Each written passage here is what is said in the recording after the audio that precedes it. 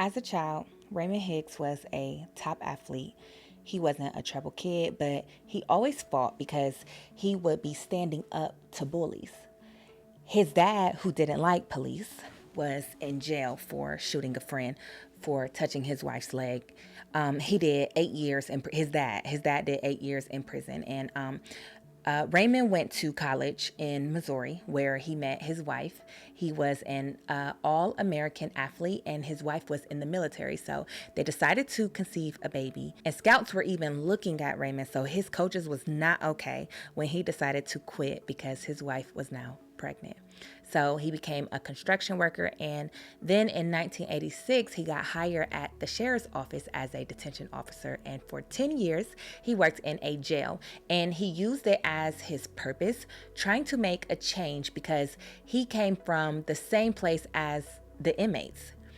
In 1990, he got called to work in the narcotics department to work as an undercover cop since he had the streets background.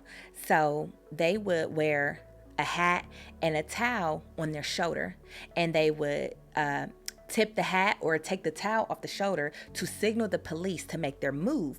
And then when the police came, they would run away as if they had nothing to do with it. So one day, at the end of the night, they had to put the evidence in a yellow folder with the red tape to make sure nobody messes with it. But Raymond noticed the police officers he was working with was pocketing the evidence to take it home.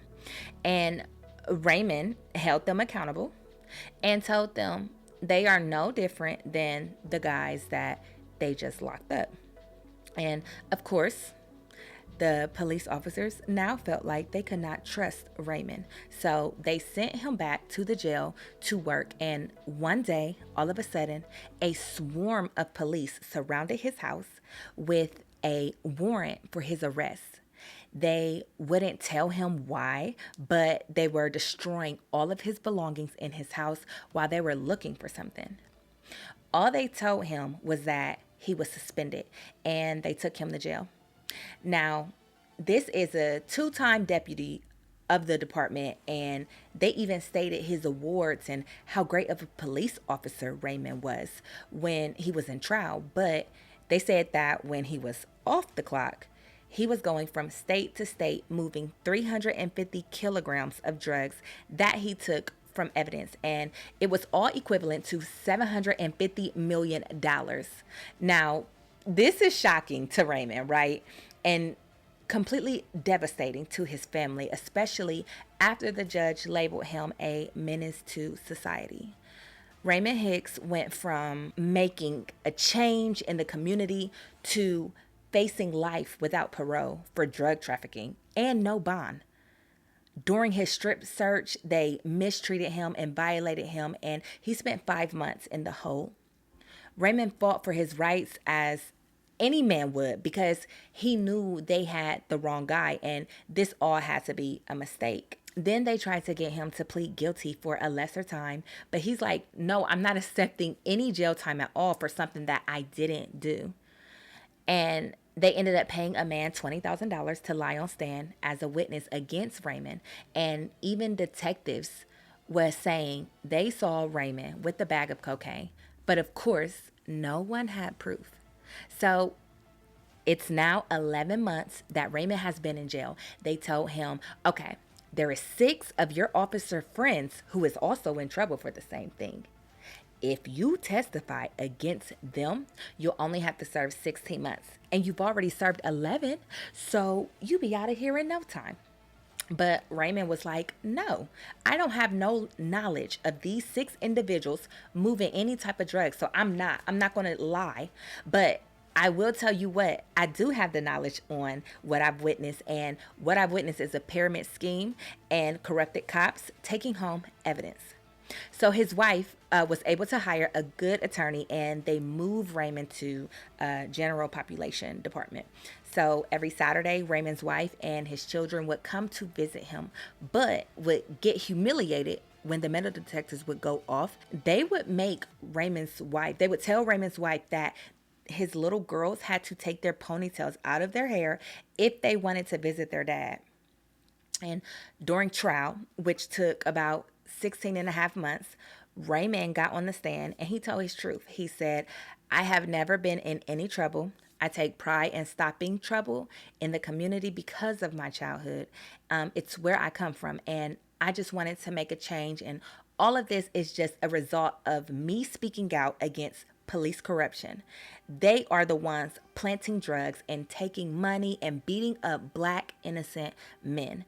The judge finally asked for proof, and the only proof the prosecutor had was an audio tape.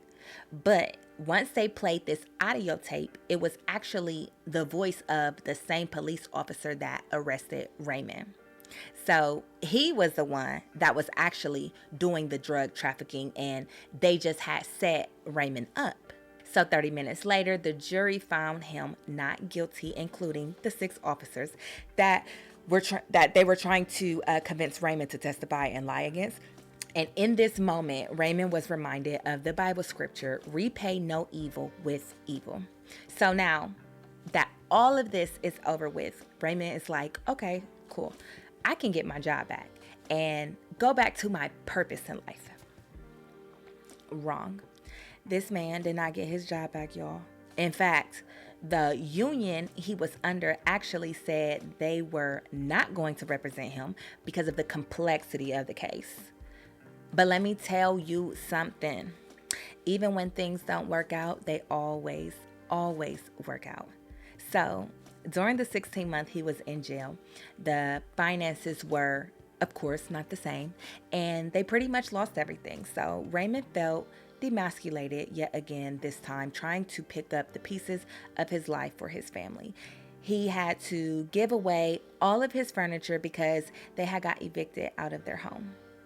Then he started receiving death threats, and he was about to retaliate. Like, enough is enough. You know, it was obvious they wasn't going to stop, and he went and purchased a gun. But then his family calmed him down, reminding him of his favorite scripture, repay no evil with evil. And so he returned the gun to the store, and next thing you know, the police are swarming his house again, saying he was shooting at someone in his backyard. They busted in his home with no search warrant, so he went to trial again. And because police had no proof of their claims that he was shooting in his backyard, the judge called bullshit and dismissed everything. Then he won the highest award in the community, the African American Achievement Award. He helped so many people either get their GED or their college degrees. He was just such a blessing to everyone around him. And in 2015, y'all, the police swarmed his house again for the third time with a warrant for his arrest. But they wouldn't tell him why. They double handcuffed him and they put shackles on his feet. And 25 deputies with black gloves on surrounded him as if he was such a big threat. And once he got to jail, they told him they was arresting him for child abuse. Because back when he did boot camp, he patted down a female, which also was proven that was not true. So that got dismissed.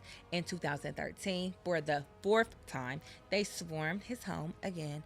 This time it was the SWAT team. He said he had red dots all over his body. They were really out for blood just to shut his mouth. And the judge dismissed it again. So through all of this, he had a foundation giving back to underprivileged children. He hosts big cookouts for back to school, passing out school supplies and book bags. He also had 2 awards within Sigma in just 1 year. He also went back to school and he got his doctorate in theology. And he continued to trust God after losing everything. He was just about to get evicted, and a sergeant named Booker came to his house right before he got evicted and gave him $200,000 to get back on his feet. He wrote a book called Still Standing, and I'll link that in the description box down below. And he visits podcasts to share his story of how he got set up for over $750 million with corrupted cops. And he also has a GoFundMe, so I'll link that down below as well. He is also about to come out with a movie about how all of this helped him go back to school, become an author, and be a blessing to his community. He now works for Apple as a special op. So this story has so many lessons in trusting God and just always doing the right thing, even if someone else is doing you wrong. I mean, me, I am also an example of that. Like, someone I know did everything possible to betray me, and even the attorney I went to for help also betrayed me, but I didn't retaliate. I wanted to be an example to my kids that you don't have to be an ugly person just because someone else is ugly. So I didn't do anything out of spite. I didn't try to teach anyone a lesson. I just continued to be a good person. And my revenge was me living an abundant life. I am so blessed financially and mentally. Me and my kids want for nothing. And I wholeheartedly believe it was because I didn't try to get my lick back. And my life being a dream come true is my revenge. So to see more corruption cases, click right here. To subscribe to this channel so that you never miss another video, click right here. I love you, and I will see you guys in the next episode of Jazzyxcrime.